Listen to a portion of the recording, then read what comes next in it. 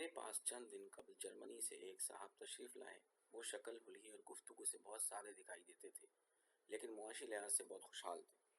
جرمنی میں حلال گوشت کا کام کرتے تھے اور اس فیلڈ میں ان کی منوپلی تھی۔ جرمنی اور پاکستان دونوں ملکوں میں اربوں کی پراپرٹی کے مالک تھے۔ 6 ماہ پاکستان میں رہتے تھے اور 6 ماہ فرینکفرٹ میں۔ ایک بیگم جرمنی میں تھیں، دوسری پاکستان میں۔ دونوں سائیڈ سے صاحب اولاد تھے، لیکن ان کا کمال یہ تھا جرمن بچے پاکستان میں کاروبار کر رہے ہیں، جبکہ پاکستانی بچے جرمنی میں بزنس سنبھالتے ہیں۔ یوں جرمن بیوی نے پاکستانی بچے پالے اور جرمن بچے پاکستانی بیوی کے زیر سایہ رہے۔ اس سے ان کا فیملی بانڈ بہت مضبوط ہو گیا۔ یہ شوگر کے مریض ہیں اور اس وجہ سے ان کے پاؤں خراب ہونا شروع ہو گئے۔ یہ مشورے کے لیے میرے پاس آئے تھے۔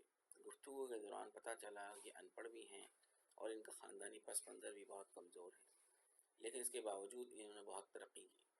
لہذا میرا ان میں انٹرسٹ ڈیولپ ہو گیا۔ میں نے ان سے جرمنی جانے اور بزنس میں کامیاب ہونے کی وجہ پوچھی تو یہ ہنس کر بولے۔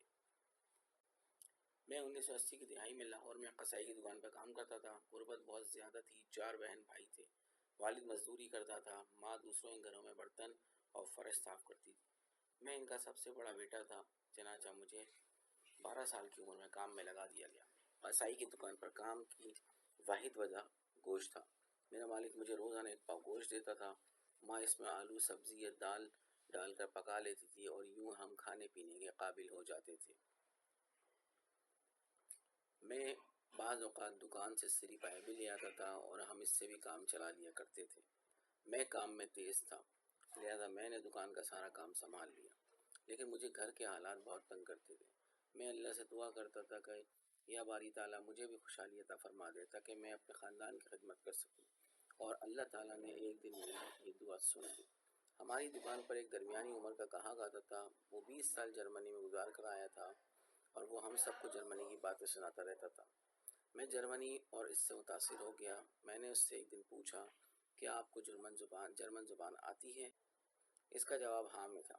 یہ سن کر میرے اندر سے آواز آئی، ظفر حیات، تم یہ زبان سیکھ لو، اللہ تمہارا ہاتھ پکڑ لے گا۔ میں نے بے چین ہو کر اس سے کہا، کیا آپ مجھے جرمن زبان سکھا سکتے ہیں؟ اس نے حیرت سے میری طرف دیکھا اور کہا، اوئے ظفری، تم جرمن زبان سیکھ کر کیا کرو گے؟ میں نے بغیر سوچے سمجھے جواب دیا، میں جرمن ریڈیو سنوں گا، اور بس۔ اس نے قہقہ لگایا اور میری بات مان لی۔ اس کا خیال تھا اس طرح اس کی جرمن زبان بھی تازہ ہو جائے گی، اور یوں میں نے اس سے جرمن زبان سیکھنا شروع کر دی۔ وہ روزانہ مجھے عام روزمرہ کے فقرے سناتا اور میں انہیں ازبر کر لیتا۔ میری یادداشت اور لگن دونوں اچھی تھیں، چنانچہ میں بہت جلد جرمن زبان میں گفتگو کرنے لگا۔ وہ روز ہماری دکان پر آتا اور میں اس کے ساتھ گھنٹوں جرمن زبان میں باتیں کرتا رہتا۔ میرے مالک کو یہ اچھا نہیں لگتا تھا، لیکن میں کیونکہ اسے کما کر دیتا تھا، لہذا وہ میری حرکت برداشت کرتا رہتا تھا۔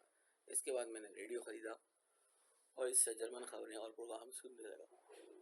مجھے 90% چیزیں اور باتیں یاد ہو جاتی تھیں۔ ہماری دکان پر ایک اور صاحب بھی آیا کرتے تھے۔ وہ برٹش کونسل میں کام کرتے تھے۔ میں نے ان سے ایک دن پوچھا، کیا لاہور میں جرمنی کی بھی کوئی کونسل ہے؟ انہوں نے بتایا، یہاں جرمن سینٹر ہے اور اس میں مختلف دنوں میں مختلف فنکشن ہوتے رہتے ہیں۔ یہ جرمن زبان کے کورس بھی کراتے ہیں۔ میری دکان پر منگل اور بدھ کو گوشت کا ناغہ ہوتا تھا۔ میں ان دنوں فارغ ہوتا تھا۔ میں نے یہ 2 دن جرمن سینٹر میں گزارنے کا فیصلہ کیا۔ یہ گوئٹے سینٹر تھا اور اس میں مختلف قسم کے فنکشنز ہوتے رہتے تھے۔ میں نے وہاں جانا شروع کر دیا۔ میں ڈیل ڈال سے ان پڑھ یا غریب دکھائی نہیں دیتا تھا۔ اللہ تعالیٰ نے مجھے شکل و صورت اور جسم اچھا دے رکھا تھا۔ میں کپڑے بھی صاف ستھرے پہنتا تھا، چنانچہ میں اس ماحول میں رچ بس گیا۔ گوئٹے سینٹر میں مجھے ایک جرمن صاحب ملے۔ وہ جرمن ٹیچر تھے۔ میں نے جب ان کے ساتھ جرمن زبان میں بات چیت شروع کی تو وہ مجھ سے بہت متاثر ہو گئے اور مجھے لینگویج کورس میں داخلہ دے دیا۔ میری عمر اس وقت 17 سال تھی۔ بہرحال میں نے داخلہ لے لیا اور باقاعدہ زبان سیکھنا شروع کی۔ انہوں نے مجھے بولنے کے ساتھ ساتھ لکھنا اور پڑھنا بھی سکھا دیا۔ میں مکمل ان پڑھ شخص تھا۔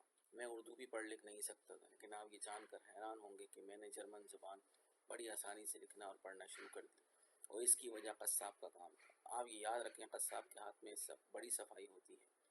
ذرا سی گڑبڑ یا غلط حرکت سے گوشت بھی خراب ہو جاتا ہے اور قصائی کا اپنا ہاتھ بھی کٹ جاتا ہے، اور میں کیونکہ اچھا کاریگر تھا، لہذا یہ صفائی میرے کام میں آئی۔ میں سیدھی لکیر میں جرمن زبان لکھ لیتا تھا، مجھے پڑھنا بھی آ گیا تھا۔ میرے ٹیچر مجھے جرمن کتابیں دیتے تھے اور دکان اور گھر پر فالتو وقت میں یہ پڑھتا رہتا تھا۔ یوں میں ٹھیک ٹھاک عالم فاضل ہو گیا۔ میں گانے بھی جرمن زبان کے گاتا تھا۔ میرے گاہک مجھے جامو جرمن کہتے تھے۔ اس وقت ٹی وی پر کوئی ڈرامہ چلتا تھا جس کا ایک کردار جامو جرمن تھا۔ لوگوں نے میرا نام بھی جامو جرمن رکھ دیا، لیکن مجھے یہ برا نہیں لگتا تھا۔ ہمارے سینٹر میں ایک جرمن آتا تھا، وہ ایمبیسی میں کام کرتا تھا۔ ایک دن اس نے مجھ سے پوچھا، تم جرمنی کیوں نہیں چلے جاتے؟ میں نے اس سے پوچھا، مجھے اس کا کیا فائدہ ہوگا؟ وہ میرے کام سے واقف تھا۔ اس کا کہنا تھا، جرمنی میں قصابوں کی بہت کمی ہے، اگر تم وہاں چلے جاؤ تو تمہیں فوراً کام مل جائے گا اور تم دنوں میں ہی امیر ہو جاؤ گے۔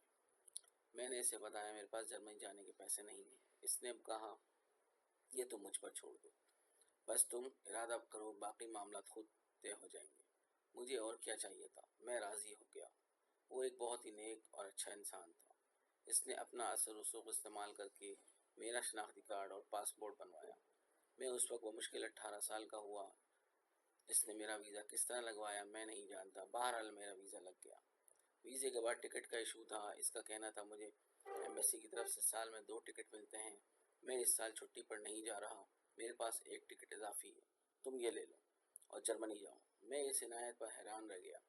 اس زمانے میں ٹکٹ تبدیل ہو جایا کرتے تھے۔ وہ میرے ساتھ ایئر لائن کے دفتر گیا اور اپنا ٹکٹ میرے نام تبدیل کرا دیا۔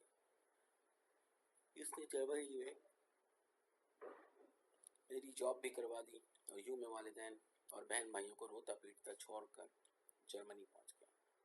جرمنی میں میرا نیا مالک مجھے ایئرپورٹ پر لینے آیا تھا۔ میں اس کے ساتھ اس کی ورکشاپ پہنچ گیا۔ رہائش اور کھانا پینا اس کی ذمہ داری تھی۔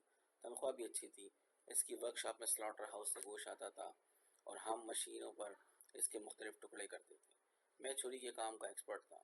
اس کے پاس میرے جیسا ایک بھی ورکر نہیں تھا۔ چنانچہ کمپنی میں میری ویلیو بڑھتی چلی گئی۔ اسی دوران مجھے پتہ چلا جرمنی میں حلال گوشت کی بہت ڈیمانڈ ہے۔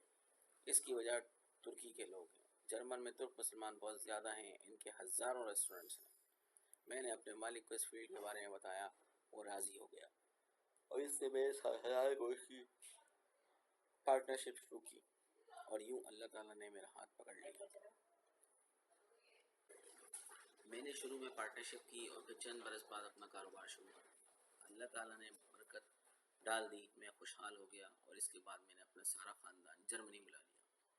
وہ رکا اور ہنس کر بولی، آپ یہ جان کر حیران ہوں گے میں اس شخص کو بھی جرمنی لے گیا جسے میں نے شروع میں جرمن زبان سیکھی تھی، اور اس دکاندار کو بھی جس سے میں نے کام شروع کیا تھا، جبکہ وہ شخص جس نے مجھے ویزا دلایا، اپنے ٹکٹ دی تھی، اسے میں نے اپنے کاروبار میں حصہ دار بنا دیا۔